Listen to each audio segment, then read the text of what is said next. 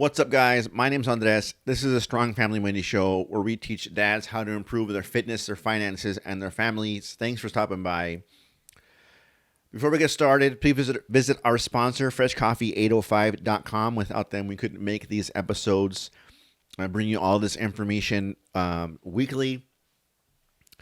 So the first step I have today is there are alternative ways. There are alternative ways to buy a house. You don't have to go to the traditional route of saving. Even though, in my opinion, at the end of the day, that's the best route to go, is to get your finances in order, save for a down payment, get the right loan. If that's something that is not in your cards, you think that you cannot do that, or you don't have the ability to do that, there are other ways that you can get yourself into a home, and that home then becomes your property. So I have a few ways here. They're not conventional. There are things to explore. But like I said, at the end of the day, I feel the best way is to do it. Get your money right, save 20%, do it that way. But, if you've contributed to a retirement account, 401k, there are ways that you can use that to borrow against to get money to put down on a home. You have to speak with the person that manages your 401k, your investment account. Some people have this at work where they can go talk to, at least where I, work, they every once in a while, they bring someone that works for the company that manages their 401k on campus. You make an appointment, you can go talk to them about whatever you want to talk about. So speak to the person that manages your money. Ask them if your account will allow you to borrow money to put down on a home. You have to pay it back at some point. You have to do that. The bill will come due on any one of these things. So these aren't freebies. These are just alternative ways to finance or get into a home. So you may be able to borrow against your retirement account. Again, go talk to your financial professional on exactly how that's done. It's different for each type of account, but go talk to them, and they will obviously give you the right answer, because that's their line of work. If you are lucky enough to have parents that are willing to let you borrow or give you, or you work out some deal with them to get money to put down on a house, you can explore that option as well. Again, none of this is technically free. There are things that go along with that, right? You obviously have to be in good standing with them. They may want that money back. It may be from their own retirement account. They may be giving it to you from what they would have given you when they're from their will, right? But you can sit down and say, "Hey, mom and dad, I or my family, we want to buy a home. We don't have the financial means to get into a home, but we can afford a payment. Can you help us out in some way?" And depending on your relationship, they may say no, they may say yes. But if you are really wanting to get into a home, and you really have to be able to afford all these things that I'm telling you guys, you really have to be able to afford the home. And it's very serious, and it isn't something you can take lightly. And it isn't something where you can say, "Oh, screw it, I don't want to be in this home anymore. I'm just going to let it go." No, because this stuff has, implications on other people. You're basically partnering up with somebody, and you don't want to leave them holding the stick at the end of the day. So you may be able to talk to your parents, so they can, give you something. It could not, whatever they give you is great. But that's another way to go about getting into a home. So you may have an insurance policy. Again, the same thing as a personal retirement account. Whoever holds your policy, you may be able to go and speak to them and say, "Hey, is there a way that I can leverage this insurance policy to get money to put down on a home?" And a lot of people don't look at this avenue. Go speak to the professional that has your insurance policy. They may be able to help you, but that's another thing to look into. Again, you have to pay it back. This isn't a freebie. But go talk to them, have the conversation. You never know what the answer is going to be until you have the conversation. You could get a cosigner. It could be, I have the money, my credit ain't that good. I need someone to go in on the house with. Obviously, they have to be in good standing financially to do this. You may find someone who you trust and who trusts you, that you will, make good on the payments and not do anything squirrely. But those people are out there, and they may be willing to help you. But again, you just have to have the conversation. You can seller financing. So you find a home, the person's willing to sell it. It could be that they don't go the traditional route in selling the home. You may say, hey, you want to offload this property. You don't need the money right now. What you want is just some monthly cash flow. I will move into the property, and this is kind of like a rent to own, also. So it could be you find it and move in, or you're already there renting it, and you go have a talk with the landlord. You say, hey, I have $10K, right? It is a 20% down. I'm a good tenant. I'm a good tenant. I pay on time every month. I'm in good financial standing. I have $10K. I will give you $10K deposit if you let me lock in this price, negotiate price. You let me lock in this price in some amount of time, negotiate that. We can then decide, if I still want to purchase this property or not. You have to sweeten the pot for them, right? If I decide I'm not going to buy it anymore, you get to keep my $10K. So that also ties you in to, there has to be ways to tie both sides into the deal, right? You don't want to lose your money. You want to give them something so that they consider doing this deal with you. So I give you some money as a deposit. We lock in a price. On this day, we will do the transaction. I might pay you a little extra mortgage. Put that towards the 20%, or whatever percentage you decide. On this date, we make the deal. I get the home, right? And that way you can find someone to finance the rest. You take over, right? So you have to negotiate all this stuff. You have to talk with the mortgage person. You have to talk with your landlord.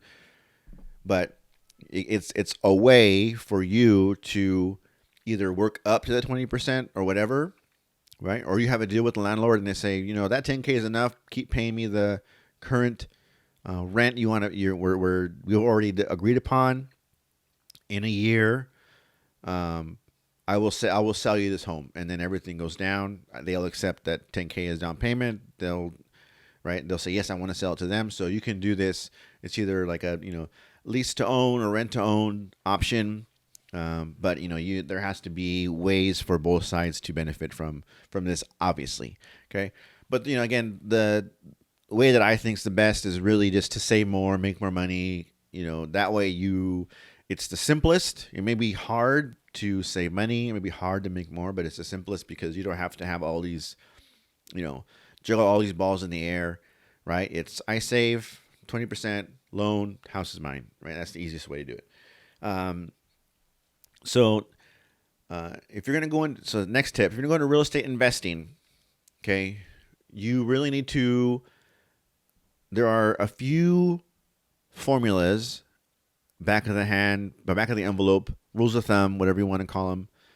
There are a few formulas that you need to look at, memorize, know, right? Return on investment, cash on cash return, how much mortgage can I afford? What mortgage can I get? How much does my rent have to be to cover all my expenses, right? You need to, I'm going to make a sheet. If you, there'll be a sign-up sheet somewhere here, and I'll send you the sheet that I'm going to make of real estate investing math. It'll be a cheat sheet, an Excel sheet. You can then plug in all your numbers there, and you'll get all the information you want. But you need to be, so you have this sheet, you memorize it, you get good at it. You got to be able to do these things quickly, and it really is like a first step in whether or not a home is the right deal for you. After they pass this little sheet of paper, these few calculations, is when you then, break out your notebook and you do more detailed analysis of the property. Is this the right um, property for me? Am I going to make money? How much is everything going for? You do that later, right? First, you want to be able to say, I found this property online, some site, wherever someone told me. I do my quick calculations. Yeah, hey, I want to make a deal, get the ball rolling. Then you do your full analysis. But there are a certain, again, message me and I'll put together a sheet to send you. There are certain things that you have to be able to do quickly, either on your phone or in your head, so that you can get to the next step as quick as possible. Because the longer you take to make that decision, right? Someone else is doing it faster, and they'll get the property before you do. And a lot of the times in real estate investing, it's who does all this stuff the quickest. That's the person that gets the deal, obviously. But if you're worried about doing the full set of calculations before you decide whether or not to move on it, you may be beaten to the property by someone who can do them either faster or requires less information to decide whether or not they're going to make a deal. So, again, get your real estate math dialed in so you can do it quickly and move on properties fast. Okay, so money tip for this week: invest in things that people need. People will always need food and healthcare. These types of investments will help shore up your portfolio. That's I wrote down in my little book here. So you want to look for companies on the stock. You can totally look up on the stock exchange. There's a heat map you can look up. I'll link it down below. It breaks everything up by sector. So healthcare and tech and insurance, and so it breaks it up by sector. So you can tell what sectors there are, what sectors are doing well, and what stocks in that sector are doing well. So everyone needs healthcare. Everyone needs clothes, food, right? So you want to invest in the things that everyone always needs. There are fads out there. We can discuss whether or not things like Facebook or stuff like that is a fad, and eventually something will happen. Who knows what's going to happen in 10, 15 years, which is really a lifespan of an investment to decide if it does well or not. A long period of time. But you want to go out there and look at things to invest in that people always need. It's very important to have those types of, you can have liberties with some of your money in your portfolio, but I'm going to say a high percentage of your investments need to be things that are evergreen. They're never going to go away. People are always going to drive some sort of car from the manufacturers that have survived so far, right? So look at things that people need and put those in your portfolio to make it secure. So I have a problem. Some people have said it's a problem. So I don't believe in, or I have an issue with compassion, right? So someone, and it isn't really compassion like, oh, like my mom passed away. That's yes, that's bad, and you don't want that to happen to you. But if it's it took me an hour to get to work today instead of half an hour, and it's ruined my day. I don't want to hear it.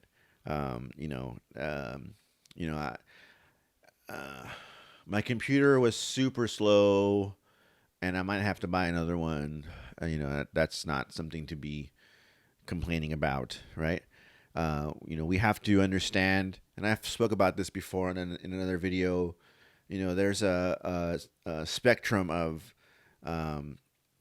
everything's great, world peace, everyone has money, and then the other side of the spectrum is, like all your relatives have died and you don't have a job and you live on the street, right? So that's two ends of the spectrum. usually everyone lives in some short band of bandwidth of that spectrum. And if they don't acknowledge that there's those other two extremes, then whatever their min and max of that spectrum is become their extremes, and they have their emotions um, control them accordingly, right? So it's not world peace and rainbows, but it's um, you know uh, I got to whatever great thing happens to them, that's the greatest thing ever, and they talk about it that way. And whatever the worst thing that happens to them that day, I spill coffee on my new jacket, and that's the worst thing that happens to them. They act accordingly. But um, I always like to understand that I have to acknowledge the extremes, right? And the worst I should act like the worst things happen, and the best I should act the best things happen, right? Everything else is kind of like it isn't on those sides of the spectrum, so I should act accordingly. So um, people have to understand that the spectrum of happy and sad are wide. They live in a certain bandwidth, and they should act accordingly, and not the opposite. So anyway, um, thanks for watching. Click the links below to pick up my ebooks. I have a first-time homebuyer book, and I have a book that I call Calibrate Your Life Compass, where I have a collection of blog posts that I've written and collected that help me, change some certain things in my life. You can send me a message. I can send you a PDF. I also have the Amazon links if you prefer to do it that way. I am a real estate agent here in Ventura County. If you want to talk real estate, send me a message. Whether you're a first-time home buyer or a seasoned investor, if you want to talk real estate, have questions, just want to talk about the market in general, shoot me a message. Please visit our sponsor, freshcoffee805.com. Without them, we couldn't bring these videos to you. Like and subscribe. Thanks for watching, and I'll talk to you guys next time.